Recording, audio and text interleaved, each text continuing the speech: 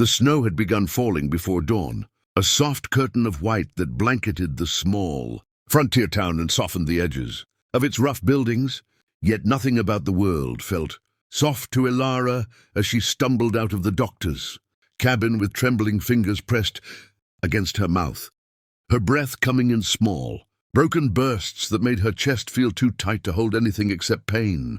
She had come to the town with her husband, Warren Hale, the proud son of a wealthy cattle baron, a man who had never let her forget she came from nothing. And today, when the doctor hesitantly explained that she might never conceive, Warren simply stared at her with an expression colder than the snow, gathering around his polished boots. "You're barren," he said flatly, as though announcing the price of cattle, not the shattering of a woman's heart. "What use do I have for a wife who can't give me an heir?" She reached for him, sobbing that she could still be enough, that maybe the doctor was wrong, that maybe... But he stepped back, disgust twisting his features. "We're done, Ilara. My father warned me about marrying a penniless girl, and he was right." His words burned more than the icy wind. He didn't yell, didn't curse, he simply dismissed her, as if she were a servant he no longer needed. Then he turned away, leaving her standing alone in the doorway of the doctor's cabin, snow melting on her cheeks like the last remnants of hope dissolving. Hours passed in a blur as she wandered toward the train station, clutching nothing but a small sack that held everything she owned. People glanced at her but said nothing. Frontier towns were accustomed to quiet suffering.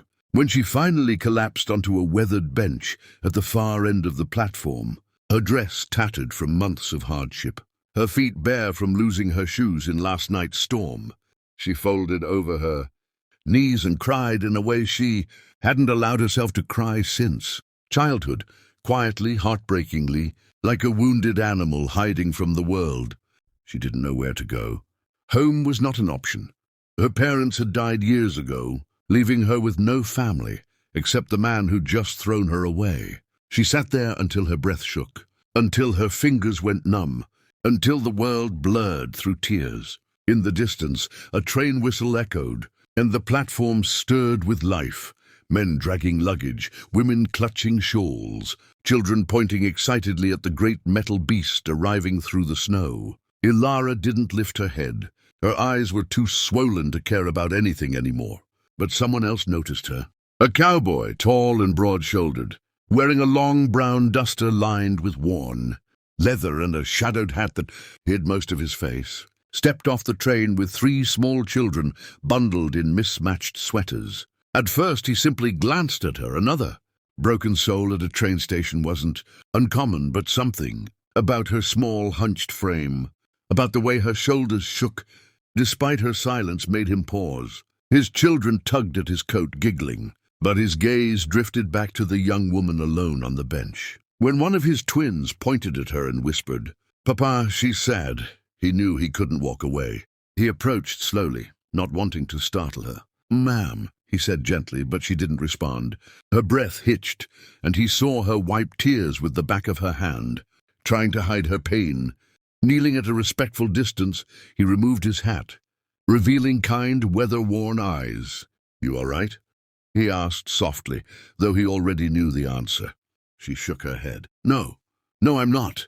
Her voice cracked like something fragile breaking in two. "I don't have anywhere to go."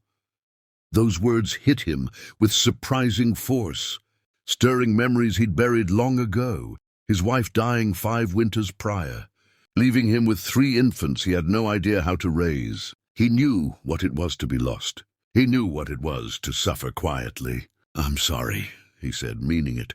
But before he could ask more, a group of ranch hands walked past and stopped nearby, muttering loudly that she looked pitiful and probably trouble. One even laughed, whispering that a woman who couldn't keep a husband must be useless. Ilara flinched, shrinking into herself, and the cowboy's jaw clenched. He stood, positioning himself between her and the men, and the instant they saw the fire in his eyes, they backed away. "Ignore them," he said. "People like that talk because they've got nothing worth saying." She swallowed hard, studying him, unsure why a stranger was being kind when her own husband had tossed her aside so easily. Before she could speak again, The children, 3 blonde, wide-eyed toddlers, wiggled out from behind him. One held a small, worn teddy bear. Another clutched his coat hem. The third just stared at her with a curious tilt of the head. Then something unexpected happened. The children toddled toward her.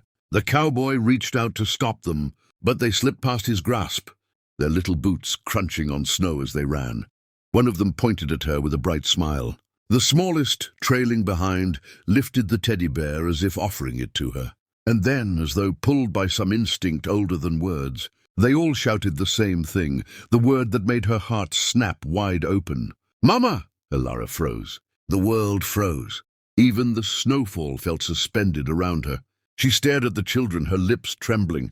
"No, no, sweethearts, I'm not—" But the cowboy rushed forward, flustered. "I'm so sorry. They don't remember their real mother. She died when they were just babies." He knelt again, gathering them close, but the children still reached for Elara, calling her mama with such pure innocence that tears spilled down her cheeks all over again, but this time for a different reason, a reason she didn't understand yet. The cowboy looked at her with an expression, somewhere between apology and something softer, something hopeful. They've never done this before. Not with anyone, Elara whispered. "Why me?" He shook his head. "I don't know. But sometimes kids see things adults can't."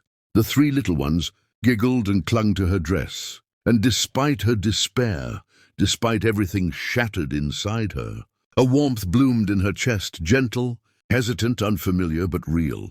The cowboy extended his hand slowly, snow gathering on his coat. "My name's Coulter Hayes," he said. "If you've got nowhere to go, you can come with us. No expectations, no judgment, just company." She should have refused. She should have run, but the children pressed close, and she felt something she thought she'd lost forever, the feeling of being wanted. And so, with trembling fingers, she placed her hand in his, taking the first step into a future she never saw coming. Elara didn't fully understand how her life had shifted so drastically in a matter of hours. But as she followed Coulter and his 3 small children away from the train station toward the warm lights of the town inn, she felt as if she were walking through a dream, stitched together with fragile hope, the kind that frightened her because she knew how easily hope could shatter. She kept waiting for him to change his mind, to realize she was nothing but trouble, a woman with no home, no family, and a fresh wound where her marriage had once been. Yet every time she glanced up, Coulter was still there, steady as a mountain, guiding the little ones through the snow while looking back at her to make sure she didn't fall behind. The children continued calling her Mama, each tiny voice like a small hammer tapping against the shell she had built around her heart. The smallest one, Jonah, held her hand as though it was the most natural thing in the world. The innkeeper greeted Coulter warmly. He was clearly known and respected, and when she saw Elara shivering, she didn't ask questions. She simply led her to the fire, wrapped a blanket around her, and brought warm soup. Elara cried quietly as she ate, overwhelmed by the kindness. After settling the children into a corner bed, Coulter returned to sit beside her, removing his hat respectfully. "You don't owe me anything," he said gently, reading the fear in her eyes. "I didn't help you expecting something in return." She stared into the crackling fire. "People don't help women like me," she whispered. "My husband—" Coulter stiffened. He wasn't a husband. A real man doesn't abandon a woman in pain. She blinked rapidly, tears threatening again, but he continued softly. "And a woman's worth is never measured by her ability to give birth." Her breath caught, her hands trembling around the bowl. Those were the words she had prayed for, begged for, longed for, but never received. Someone knocked on the inn door, and when the innkeeper answered, Elara's blood ran cold. Warren stormed inside, snow clinging to his coat, his jaw clenched tight. "Elara," he barked as though she were livestock. "Gone missing. You're coming home." She backed away instinctively, her chest tightening. Coulter rose in front of her like a shield.